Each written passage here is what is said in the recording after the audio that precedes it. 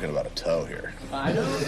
Giving those Allen Iverson practice kind of vibes, right? We're talking about practice. Well, we are talking about practice. Welcome into Teal, the show. I'm Jamal St. Cyr alongside Frank Frangie, and we've been talking about a toe in practice all week long with Trevor Lawrence. Yeah, it's the toe everybody's talking about, right? It's the foot injury everyone's talking about. Look, Trevor's going to play in this football game. I know there's been a lot of conversation about it. Now, when he plays, will there be pain, and will it make it hard to play, and will it affect his play? Nobody knows that.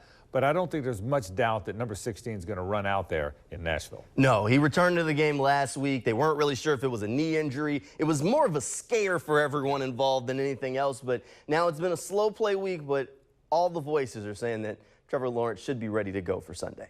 You know, that's the plan, and like I said, all I can do is just take it day by day, and if I can, I'll be out there. He's obviously a tough guy. He wants to play. He wants to be out there, and I think these next couple of days will, I think for him, will probably ease any kind of tension that he might have, you know, going into the game. With Trevor Lawrence planning to play on Sunday now, the big thing is how the team as a whole can respond from what was a little bit of a letdown a week ago. Not a little bit. It was a lot of bit of a letdown. Yeah, the good news, Jamal, is that's the first time that's happened all year long. In 12 games, they have been competitive in every game until that one. They're ready to play. Sometimes it happens. It was a weird start to the game. It's almost like a boxer. They fumble, boom, the Lions score. They drive it down, Zay drops the ball. They only get a field goal, boom, the Lions score. It's almost like a boxer that gets hit hard in the first round and just really can't get going again. He's a better boxer than that, but he gets kind of knocked out in the first round. I think that's what happened. The Jags will be fine. I don't know if they'll win in Nashville, but they will play better. They will be competitive. It won't get away early like the Lions game did. I'm confident of that. Well, it may be a little bit of a football cliche at this point, but they kind of just have to flush last week and move on. When you know that's very out of character for, you know, the type of team that you are, like I said, you just learn from it, you correct from it, and you move on. You know, everyone's just locked down a little more because they do understand the position we are in right now and how important this position that we're in right now and what we can potentially do here moving forward and ending this season. One of the things that they'll be looking for this week is to bring a lot more energy to the football field. This week, some of the guys have been saying that last week it just kind of felt flat out there. And I think that kind of goes into that start you were talking about just a second ago, Frank, where they came out and things just started going wrong immediately. And then all of a sudden there was no energy left on the sideline. Yeah, Jamal, it's a long season. The NFL season's a long season. It's been even longer for this team because they had Canton. So it started in July. I mean, games were in July or early August. So they've been playing for a long time. It's also a young team. A lot of guys haven't been in the NFL before. You can hit the wall a little bit. I think all of that kind of converged last week. Again, I think there'll be better energy. Now, look, there's a lot of things they've got to clean up. They've got to clean up what they do defensively. They've got to take care of the ball. There's a lot of issues, but that's not energy. I think the energy will be better. I think they understand. They're disappointed. I can tell you, they're mad about what happened. They're embarrassed, and they're not going to let that part happen again. Right, and Doug Peterson said today, if you can't get up for this game this week going into Nashville, maybe football just ain't for you. You know, if you can't get up for these games, it's you need to find something else to do, I think. These are the ones you love to play in. This definitely should be a big game on Sunday. We'll talk a little bit more about the matchup with the Titans when Teal the Show returns after this break.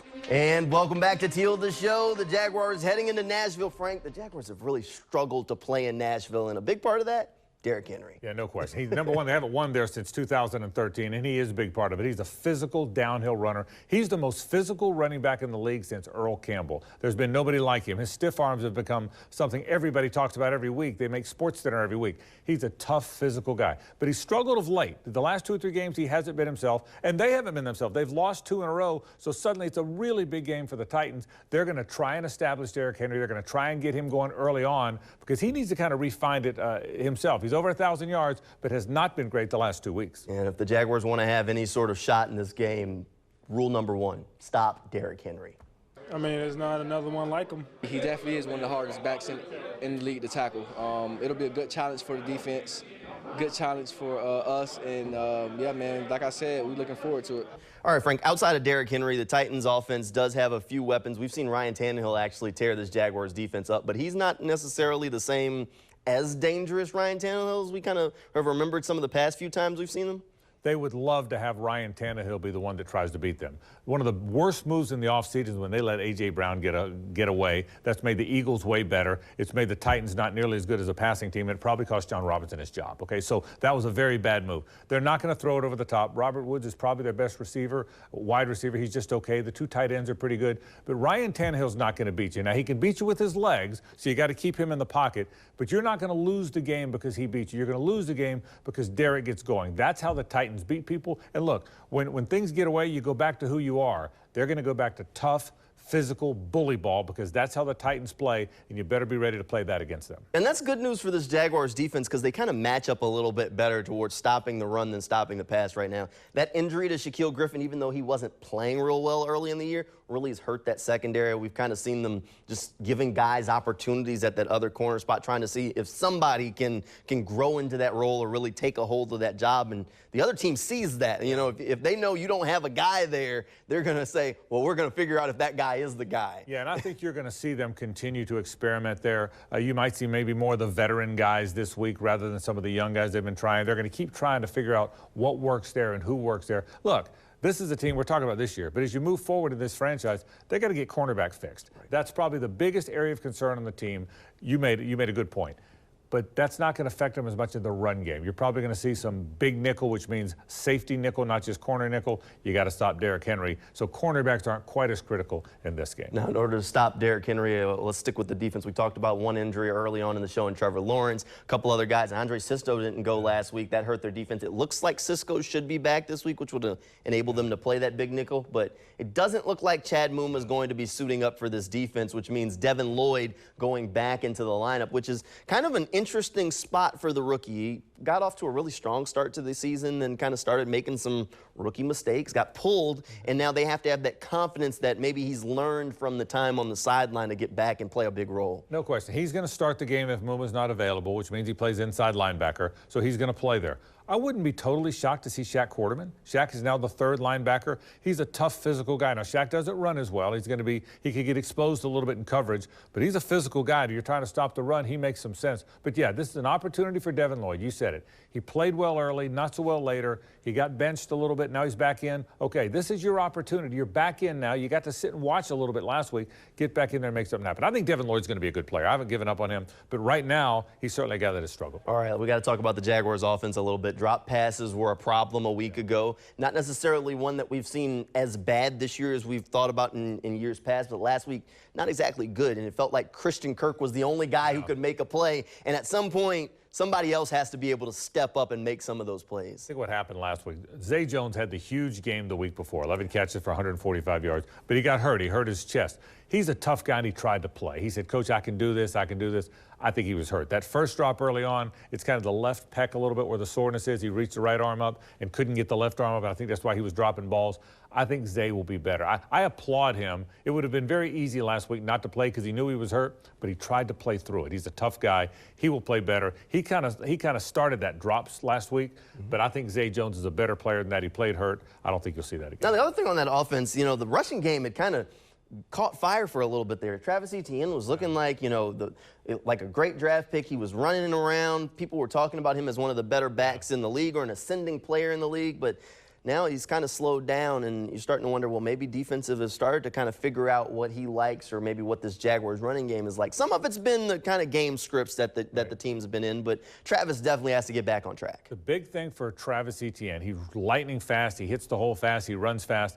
He's got to start making some people miss at that second level. He's getting hit too hard, and he's getting hit too much. The great running backs, once they get past that, they're lightning quick and get past that first level. When they get to the second level, they make the next guy miss. They get skinny, they turn. He's got to learn to do that. He goes so fast and hits the hole so fast that, man, he's taking contact. I think as he gets older, he will learn that as a running back, but that's going to be a big part of his development because they do have to get back to the running game. You're exactly right. They got to run the ball better. All right, now this last thing as we kind of wrap things up. This one's an off-the-field thing. There is a national report from Jason Lockefour came out this week that maybe there could be a Jaguars front office shakeup coming around where that would end up with Doug Peterson getting some more say-so this offseason.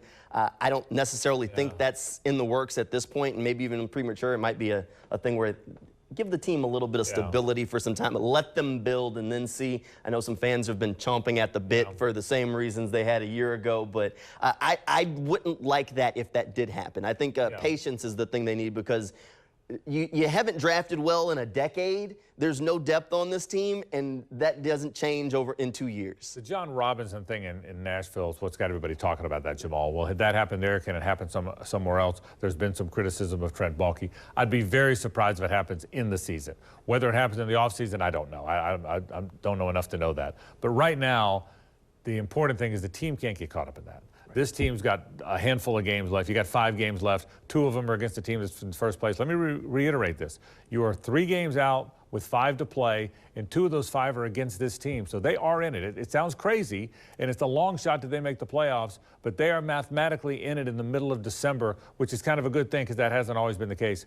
Don't worry about the front office. These guys have to go play. That's what's important this week. All right, you're right. They are mathematically in it, and if they win on Sunday, I think right now they have a 2% chance to make it. If they win, it jumps to 10%. So, Frank, are you picking the Jaguars to win on Sunday? Now, that's the question. Yeah.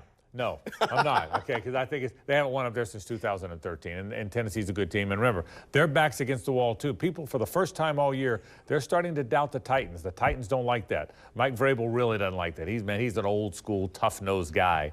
This is a tough challenge for the Jaguars. I think they'll play well, though. I do not think it'll go the way last week's game. I think it's a fourth-quarter game, 2 physical teams. You got to match their physicality, and I think the Jags will do this.